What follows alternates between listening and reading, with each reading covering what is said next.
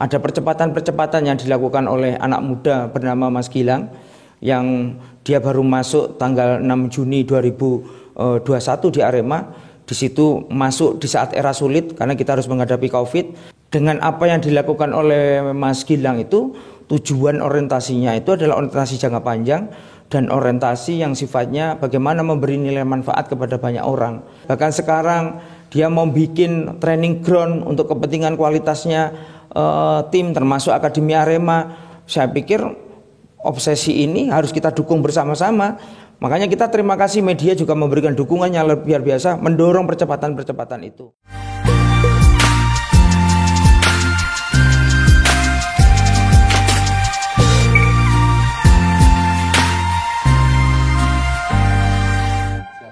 Oke Mas, ini soal Arema ini Mas, Arema modern. Ya. Arema di era presiden yang baru, Mas Gilang, Grazirit Malang. Nah itu apa Mas perbedaan yang Mas Sudarmaji rasakan gitu? Ya, perbedaannya sangat cepat, revolusioner menurut saya pribadi. Saya bukan bermaksud apa-apa, kita bicara objektif dalam perjalanan Arema yang mungkin ya kita menuju modernitas sepak bola, tapi mungkin berjalannya apa ya, berproses lah. Kalau dibilang lambat ya nggak lambat lah, minimal berproses. Tapi sekarang ini ada percepatan-percepatan yang dilakukan oleh anak muda bernama Mas Gilang yang dia baru masuk tanggal 6 Juni 2021 di Arema. Di situ masuk di saat era sulit karena kita harus menghadapi Covid, tanpa penonton, bertanding di luar home base kita, bertanding di Bali. Tapi Mas Gilang yang punya program yang luar biasa, apalagi ini milenial muda, anak muda yang juga pernah berada di tengah-tengah supporter, menjadi sebuah supporter Aremania. Dia punya passion, dia punya sense of belonging yang luar biasa terhadap Arema. Karena itu Mas Gilang ini selalu butuh percepatan-percepatan untuk Arema. Mungkin satu hal yang dia bangun yang luar biasa, yaitu bagaimana membangun klub ini dari sisi familiar, dari sisi kekeluargaan. Jadi bahwa klub ini harus dibangun dengan cara kekeluargaan, terutama di internal pemain dan ofisial, termasuk pelatih. Yaitu treatmentnya dengan pendekatan-pendekatan yang sifatnya mohon maaf ini tidak sekedar pendekatan materi, tapi juga pendekatan-pendekatan yang sifatnya apa ya, yang namanya keluarga itu kadang-kadang ada kebutuhan yang sifatnya sangat-sangat privasi. Nah itu bisa dipenuhi oleh Mas Gilang. Jadi pemain, pelatih merasa bahwa di Arema ini menjadi sebuah keluarga besar kan gitu. Ketika ada persoalan misalkan persoalan teknis, dia bisa jujur disampaikan untuk segera bisa diperbaiki. Ketika mereka tidak punya semangat yang tinggi karena mungkin kejenuhan, kayak kemarin itu kejenuhan di Bali karena kita sudah cukup lama, terus kemudian ada yang harus dihadirkan motivasi atau apa, Mas Gilang bisa memenuhi itu. Terus kemudian apa kebutuhan yang lain yang sifatnya menunjang kualitas tim, misalkan keberadaan mesnya Arema mungkin dianggap paling tidak layak lah mungkin gitu, karena hanya untuk memenuhi kebutuhan formal butuh mes gitu. Tapi kemudian Mas Gilang mengikhlaskan fasilitas rumah kosnya yang begitu bonafit, yang begitu sangat samalah kelayakannya dengan hotel bintang 3 lah kan gitu. Itu diikhlaskan, digunakan untuk kepentingan Arema dan dilengkapi dengan fasilitas-fasilitas kebugaran di situ. Itu menunjang sekali dengan klub. Kemudian keberadaan base kan gitu. Base begitu luar biasa image-nya. Bahkan sekarang dia mau bikin training ground untuk kepentingan kualitasnya tim termasuk Akademi Arema. Saya pikir obsesi ini harus kita dukung bersama-sama. Makanya kita terima kasih media juga memberikan dukungan yang luar biasa mendorong percepatan-percepatan itu. Jadi gitu. Jadi kami berpikir bahwa sangat bersyukur, Arema ini sangat bersyukur ada seorang presiden klub anak muda milenial yang begitu inspiratif. Kayak kemarin terakhir Stadion Kanjuruhan, begitu banyak masukan. Masa Stadion Kanjuruhan jadi tuan rumah Piala Presiden, kondisinya sangat memprihatinkan. Itu kita butuh percepatan, 3 hari kita bisa ngomong sinergi sama Pemkab Malang, dan Pemkab Malang juga begitu bersemangat motivasi. Alhamdulillah 2 hari bisa selesai, kondisinya cukup lumayan bagus. Terus kemudian semua klub juga merasa nyaman di sana, tidak ada satupun yang mengeluh tentang fasilitas yang diberikan oleh Kanjuruhan. Sinergi-sinergi ini yang harus kita bangun, sinergi-sinergi percepatan ini yang kita kita bangun. Karena itu kami terima kasih juga kepada pemerintah Malang Raya yang cepat merespon, mereaksi sinergi yang ditawarkan oleh Mas Gilang sebagai presiden klub. Ini yang menjadi hal yang menjadi luar biasa, tidak hanya revolusioner tapi juga sudah evolusioner ini.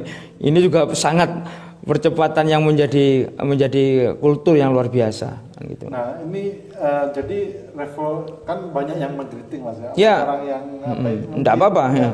Apa itu yang mindsetnya keliru ya, itu kan Mas Gilang dulu bukan siapa-siapa lah presiden karena punya uang. Nah, itu memang ini Mas ya, kalau dibilang berkorban, nah Mas Gilang ini sangat berkorban. Misal dalam setahun kru kan numpui berapa gitu. Iya. Itu ada datanya nggak Mas? Iya, Arema itu tempat candera di mukanya mengabdi juga dan kalau istilah berbisnis, Arema bukan tempat berbisnis menurut aku sih sampai hari ini. Tapi lebih banyak ke pengabdian. Karena itu kami berpikir bahwa apa yang dilakukan oleh Mas Gilang itu menjadi totalitas pengabdiannya dia. Kalau dalam bahasa Muslim lahan ibadah lah ini. Ini menjadi lahan ibadahnya Mas Gilang. Kami tidak tahu bahwa kita tidak pernah berpikir, Mas Gilang juga tidak pernah berpikir, tidak pernah menghitung berapa jumlah materi yang dikeluarkan oleh beliau. Yang dia inginkan adalah bagaimana Arema ini berprestasi, bisa membahagiakan banyak orang. Artinya dengan membahagiakan banyak orang berarti bisa memberikan kontribusi yang besar buat orang Malang Raya. Terus kemudian membangkitkan semangat orang Malang Raya. Ketika Malang Raya ini berprestasi, akan banyak efek dampak positif yang bisa dirasakan oleh masyarakat. Tidak hanya ekonomi, tapi kemudian kebersamaan, kegotong royongan. Jadi image kota ini, meskipun ini image-nya sekarang ini kan Malang ini kan kota kedua terbesar di Jawa Timur. Ya. Tapi mungkin butuh survei mungkin ya. Indeks pengaruh Arema terhadap aktivitas masyarakat Malang Raya itu seperti apa sih? Mungkin butuh survei. Artinya butuh survei akademik yang mungkin perlu dilakukan kan gitu kan. Itu yang menjadi sebuah rangsangan. Karena itu kami berpikir bahwa dengan apa yang dilakukan oleh Mas Gilang itu tujuan orientasinya itu adalah orientasi jangka panjang dan orientasi yang sifatnya bagaimana memberi nilai manfaat kepada banyak orang kan gitu. Makanya sinergi itu penting kan gitu loh. Karena itu mumpung ada momentum seperti ini, momentum yang begitu luar biasa ini, ayo kita manfaatkan hal yang positif.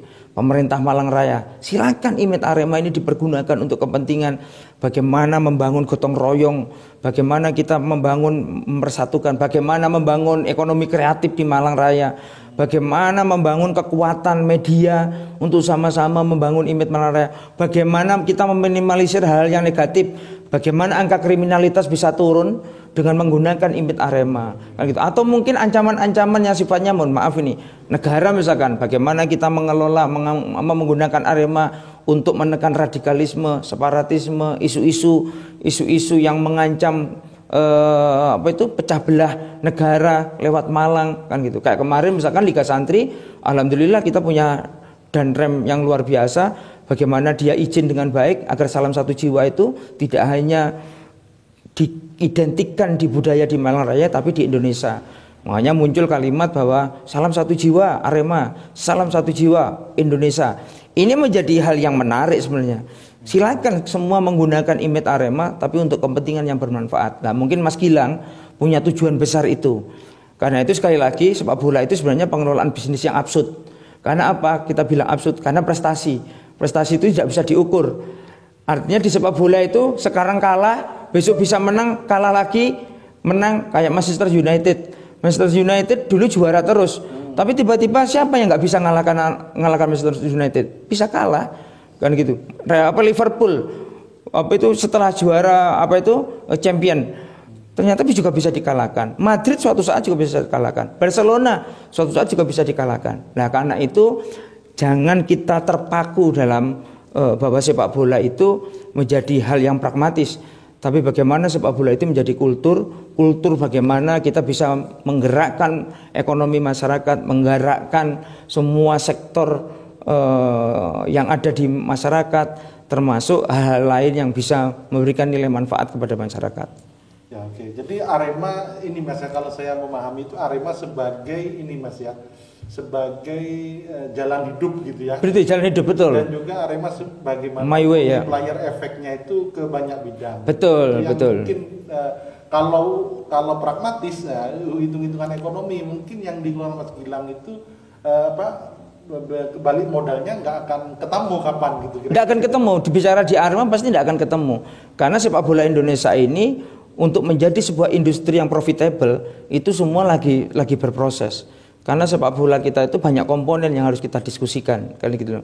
Berbeda dengan luar negeri itu mungkin, mohon maaf ini, kita bicara misalkan nih, contoh misalkan begitu bebasnya mereka menggandeng sponsorship. Di luar negeri itu sponsor betting, judi, sponsor miras itu masuk dalam komponen sepak bola. Terus kemudian, apakah kita kemudian kepingin seperti itu? Tidak, bukan. Kita kepingin bahwa semua komponen masyarakat itu ikut terlibat dalam mengembangkan industri sepak bola. Mohon maaf, dulu kita punya ide gagasan gini misalkan, kepada pemerintah berikanlah dispensasi pajak kepada perusahaan yang mau mensponsori sepak bola. Misalkan contoh-contoh kayak gitu. Belum, Mas, ya? Ya belum, karena itu kan respect. Karena apa? Mengelola sepak bola ini orientasinya tujuannya buat apa sih?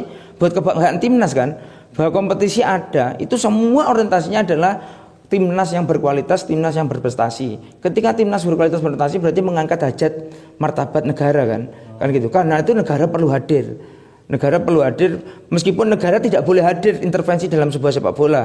Karena sepak bola ya, karena regulasinya diatur oleh FIFA kan, induk federasi kan. Iya, artinya induk federasi kita itu kan kita tunduk kepada aturan yang diatur oleh FIFA. Tapi negara bisa hadir intervensi dalam konteks respon, respect, bersinergi, misalkan gitu. Arema tidak punya tim, tidak punya stadion. Stadion semuanya milik negara, milik pemerintah.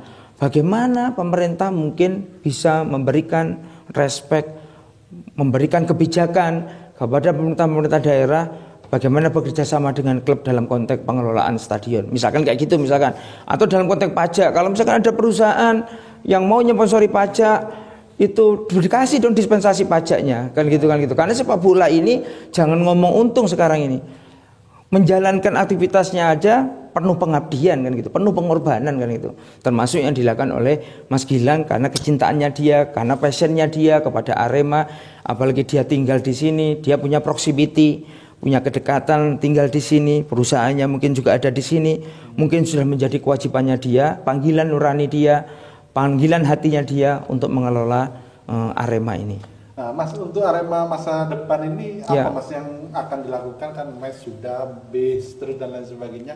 Yang dalam waktu dekat kan ini tempat latihan, mungkin stadion, dan kapan IPO itu ada target ke sana nggak Mas? Iya, target ke sana sangat penting. Makanya kita kepingin bahwa semua pihak memahami bahwa Arema ke depan itu bukan berarti kita mau meninggalkan sosio kultural yang ada di masyarakat. Tapi bagaimana menjaga image Arema ini menjadi kompetitif, menjadi bagus. Ya jalan satu-satunya adalah memodernisasi sepak bola kan gitu. Modernisasi sepak bola itu kita melakukan hal yang sifatnya meminimalisir kekurangan. Artinya kita harus hidup dalam konteks efektivitas dan efisiensi.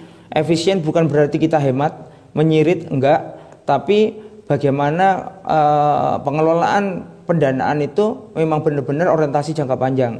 Tidak ada dana sekarang dihabiskan sekarang, enggak. Tapi kita harus punya saving investasi ke depan kan gitu. Karena itu tadi kalau disebutkan IPO itu menjadi salah satu modal. Untuk menjadi IPO kita harus modernisasi organisasi kan gitu loh.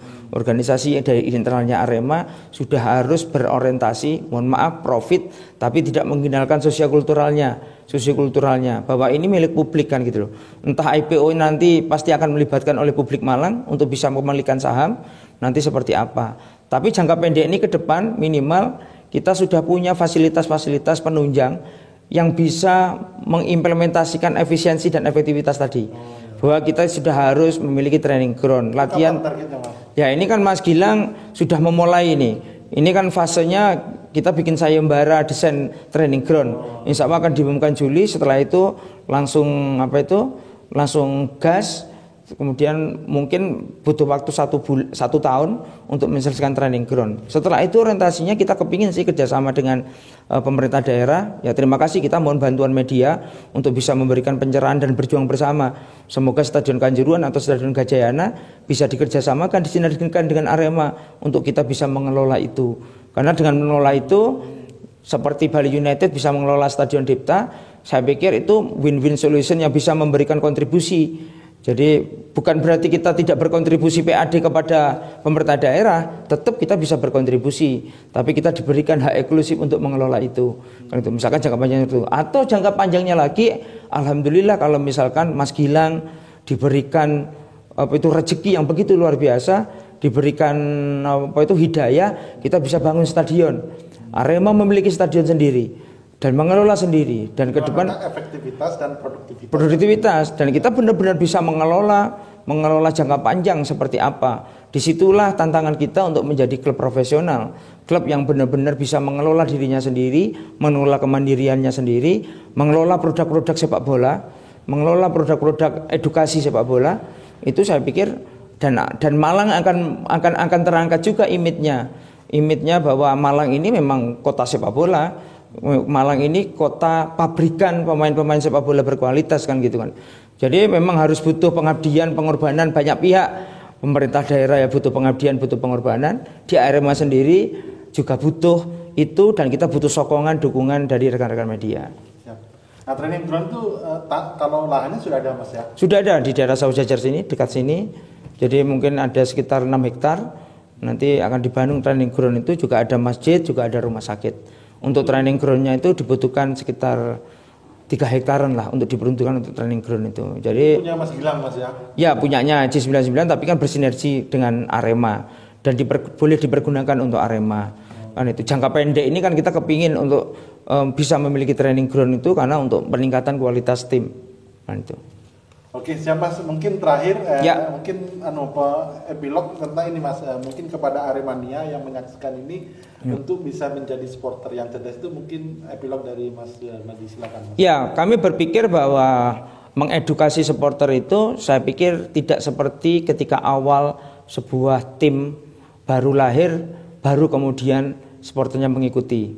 Karena Aremania ini sudah memiliki sense of belonging atau istilahnya mutualisme yang begitu rekat dengan Arema, dan kami berpikir bahasanya bukan lagi mengedukasi Aremania, tapi kita mendorong kepada Aremania untuk selalu menyebar virus-virus positif dalam sepak bola positif lah kan gitu. Jadi kita bagaimana Aremania menjadi pionir, supporter yang bermartabat, supporter yang berkreatif, terus kemudian supporter yang memiliki kreativitas yang luar biasa, memiliki sense of footballnya yang luar biasa.